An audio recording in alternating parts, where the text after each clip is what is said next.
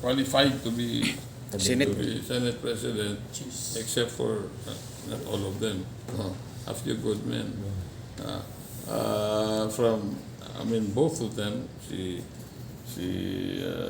Senator Subiri, si Mix, capable.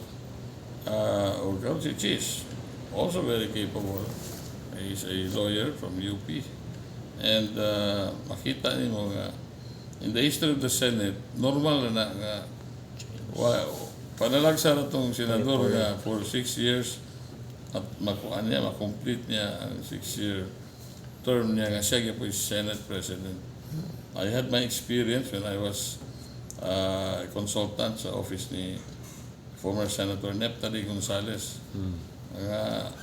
Isang siya mo'y leader sa LDP na napili siya ni Senator Jovito Salonga pag first time nila nagbangga ang Senate presidency. After 2 years, wala pa 3 years, napalitan, nailisdan po si Salonga ni Neptali Gonzales. Then, Neptali Gonzales, Anton si Drilon, nabot po itong Drilon. Na Senate President po gani, si Senator Gingona at Chufisto Senior, no?